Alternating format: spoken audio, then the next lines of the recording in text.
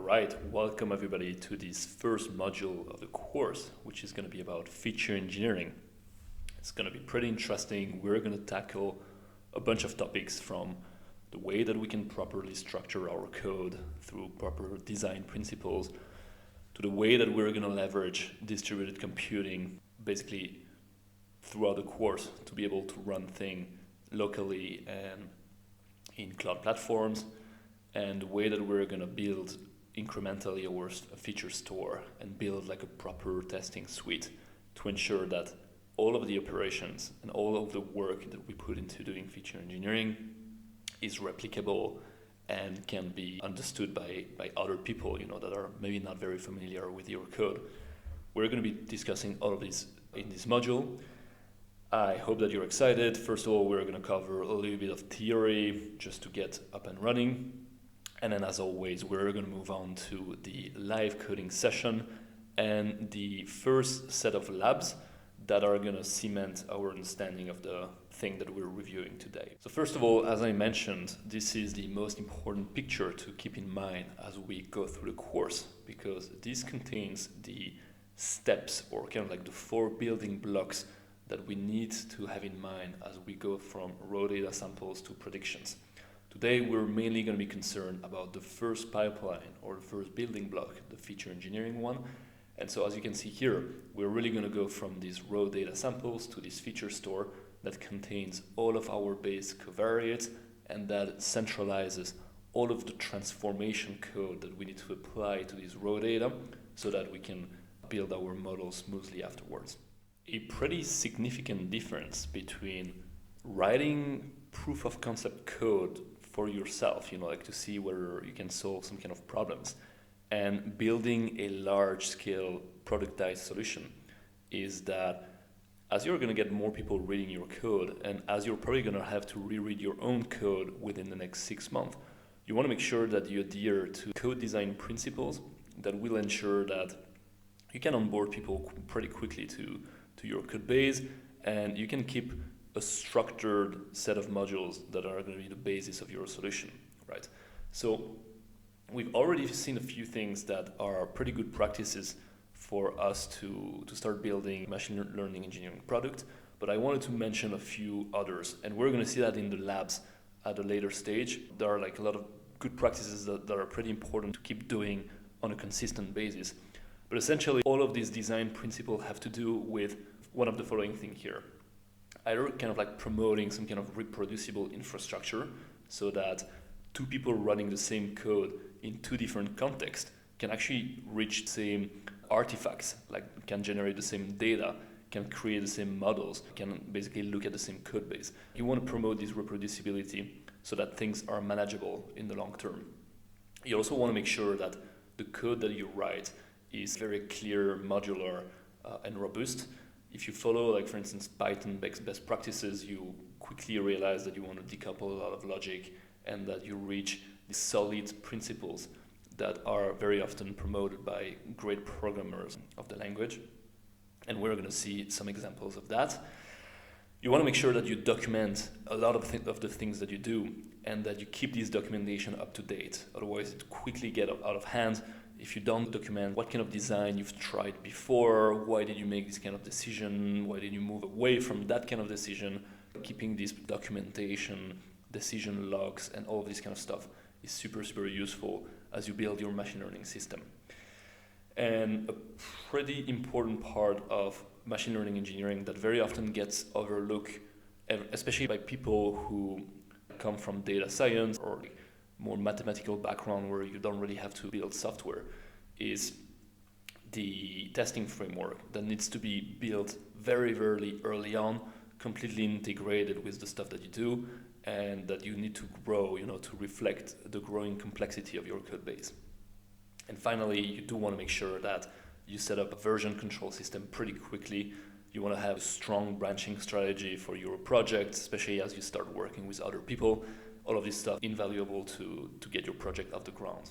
Now, what we're going to see in this module is that we're very, very quickly going to encounter this problem of having to have a clean set of features that we know have been processed and that we know are available for our model, and put this set of feature at disposition of anyone who wants to build anything on top of it, right? And that's kind of like where the idea of feature store has come from and why it became such a common practice in the industry, to kind of like put all of the processing work that you need, let's say, in a central place and pointing to a central artifact, the feature store.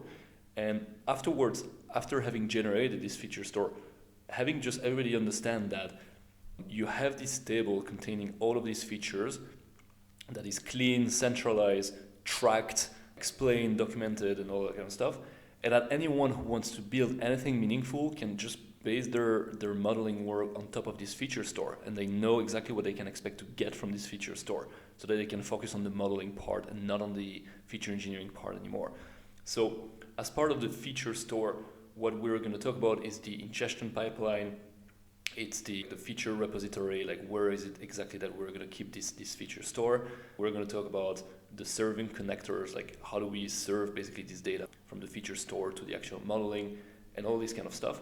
And as you can see, the feature store, if you think about this feature store as a master table sitting at the center of your machine learning system, then you quickly realize that there is kind of like a before and an after of the feature store. The before of the feature store is all of the engineering that we're going to see today in this module, and the after of this feature store is all the productized solution that you build on top of this feature store, and that look at and leverage the same data table that they know will consistently provide them with the right data.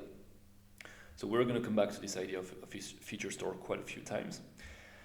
And finally, we're going to spend a fair amount of time understanding what does it mean to build a testing suite for machine learning engineering, right?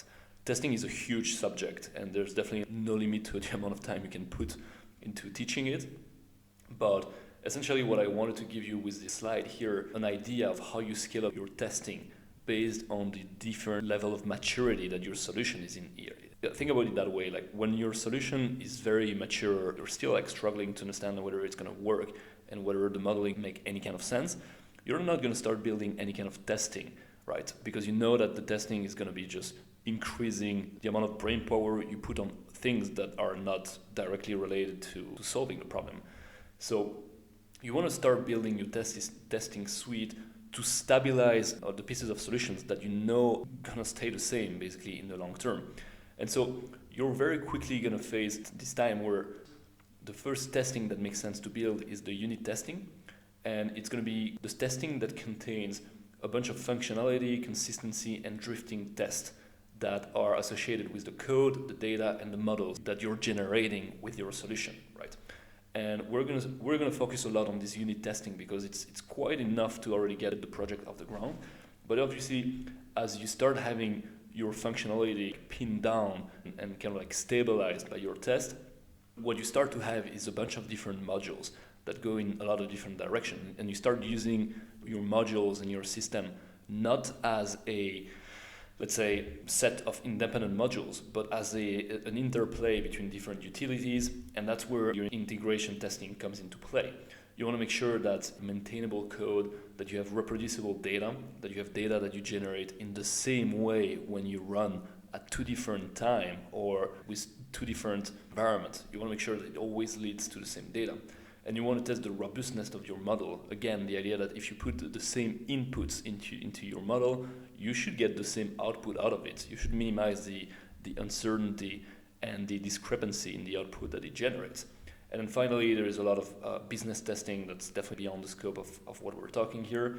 But you have a set of intent code testing that you want to do. You want to test the biases of your data. You want to test, like the drifting in another context of your model. But we're not going to spend too much time on this. So these are the three subjects that we're going to tackle on today, and let's over to the live coding session.